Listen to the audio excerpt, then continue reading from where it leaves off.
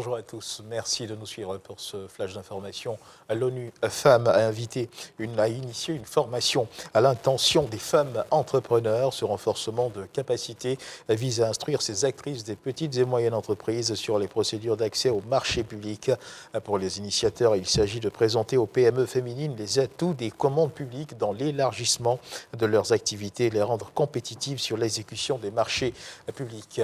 L'univers des jumeaux, c'est une nouvelle plateforme créée afin de briser les préjugés à l'endroit des personnes jumelles, changer le regard de la société, assurer et œuvrer à améliorer leurs conditions de vie. Le lancement officiel de cette plateforme a eu lieu il y a quelques jours, ici à Abidjan. De nombreuses activités sont d'ailleurs prévues, notamment la distribution de kits scolaires et le festival des jumeaux. Reportage signé Khalil Diomandé.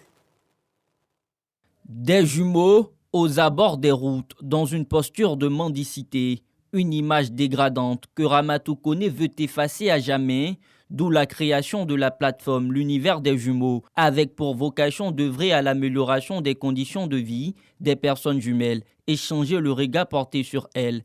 Un idéal que l'initiatrice de la plateforme entend réaliser en misant sur l'éducation des jumeaux et la mise en lumière de leurs talents. Je veux simplement que tous les jumeaux aillent à l'école, qu'ils aient une éducation intellectuelle, qu'ils ne soient pas utilisés pour mendier. On a l'intention de créer un centre où on pourra aider les femmes qui ont des jumelles à gagner leur autonomie.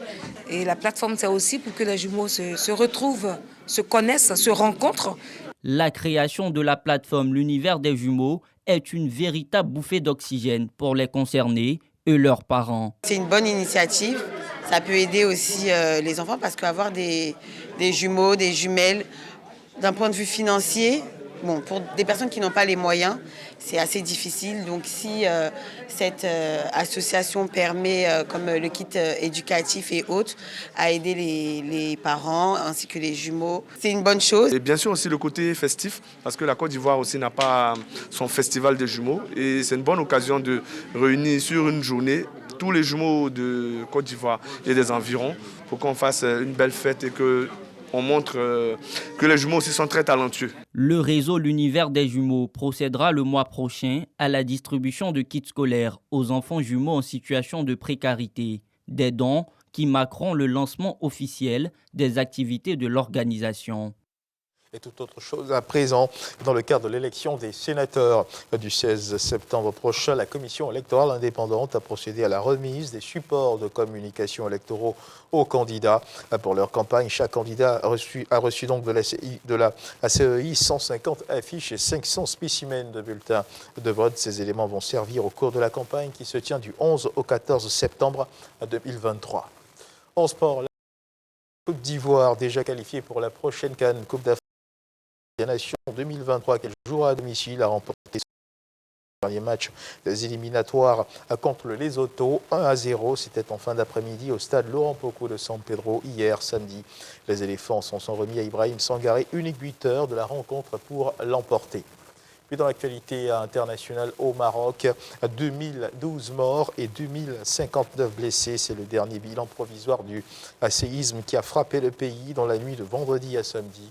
Et au lendemain du tremblement de terre, les secours s'activent et la solidarité s'organise dans un contexte assez difficile. Le Royaume du Maroc a décrété un deuil national de 3 jours, annonce faite par le cabinet royal à l'issue d'une réunion présidée par le roi Mohamed VI. Le ministère de l'Enseignement supérieur et de la Recherche scientifique a annoncé la suppression du tronc commun au niveau des sciences de la santé. Quelles sont les raisons qui motivent cette décision et quels bouleversements, améliorations ou innovations accompagnent cette décision? Pour en parler, nous recevrons dans le cadre du Dimanche Magazine à 13 h le ministre de l'Enseignement supérieur de la Recherche scientifique, le professeur Adama Diawara. C'est la fin de ce flash d'information. Merci de nous avoir suivis. Je vous retrouve à 13 h pour le journal.